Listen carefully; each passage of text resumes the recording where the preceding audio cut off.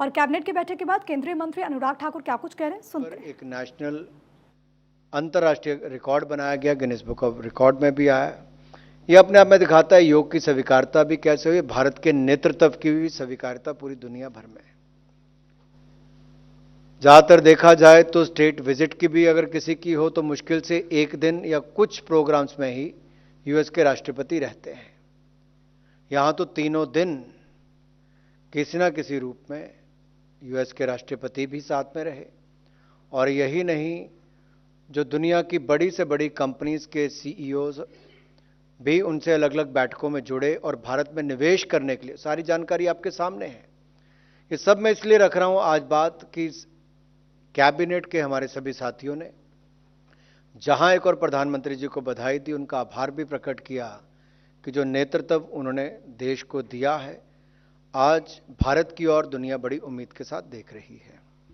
अब जो निर्णय हमने आज की बैठक में हुए, उसमें पहला अगर मैं कहूं तो प्रधानमंत्री नरेंद्र मोदी जी सदा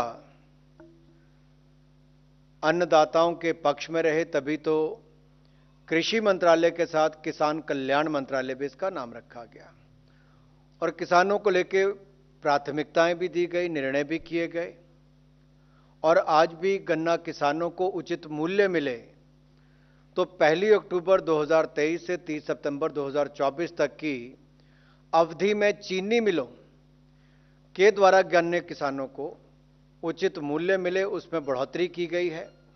आज तक का सबसे ज्यादा जो दाम है 315 रुपये प्रति क्विंटल मूल्य, उसको निर्धारित किया गया है। ये गन्ने के मूल्य का भुगतान चीनी मिलों द्वारा सीधे तौर पर किसानों को किया जाएगा और ये कृषि लागत और मूल्य आयोग सीएसीपी, इसके द्वारा पहले स्टेट से, स्टेक होल्डर से सबसे इनके सुझाव और रिकमेंडेशन लेने के बाद गन्ने की उत्पादन लागत व अन्य बाय प्रोडक्ट जैसे कि गुड़, गन्ने की खोई इत्यादि की बिक्री से प्राप्त होने वाली राशि, इन सबको उचित प्रॉफिट मार्जिन जैसे फैक्टर्स को ध्यान में रखते हुए तय किया जाता है। पिछले साल ये 305 था, इस साल 315 किया गया है। लेकिन अगर आप पुराने आंकड़ों को देखेंगे तो 2013-14 में 210 रुपये प्रति क्विंटल इसका रेट था, जो आज बढ़कर 315 रुपये प्रति क्विंटल हुआ है।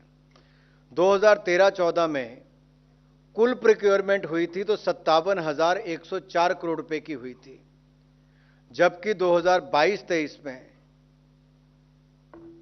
ये 1,13,000 करोड़ के लगभग हुई। अगर मैं यूपीए के कालखंड की बात करूं, अगर 2004 से 14 की, तो कुल मिलाकर 2,71,204 करोड़ रुपए की खरीद हुई, वैल्यू जो है उसकी। और 2014 से 2023 तक 7,46,066 करोड़ रुपए खरीद में हुए। आपको याद होगा उस समय के अगर परिदृश्य आप देखें, गन्ना किसानों को सड़कों पर रोक लगानी पड़ती थी, नेशनल हाईवे जाम रहते थे, पैसों का भुगतान नहीं होता था। लेकिन आप पिछले कुछ सालों का अगर देखेंगे, पूरा भुगतान किसानों को किया गया है।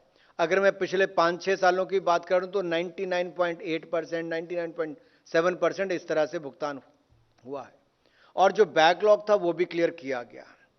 इसका सबसे बड़ा अगर आप उदाहरण देखें तो कहां फर्क पड़ा है, जो प्रधानमंत्री जी ने कहा कि एथेनॉल को हम अपने क्रूड ऑयल के साथ मिक्स करके पेट्रोल डीजल इसके लिए, तो वहां पर अब ये 10% से ज्यादा हो गया है। अब एथेनॉल के लिए जो रिक्वायरमेंट हमारे गन्ने की है, उसके लिए पिछले साल 20,500 करोड़ रुपए का भुगतान डिस्टिलरीज के द्वारा किया गया है।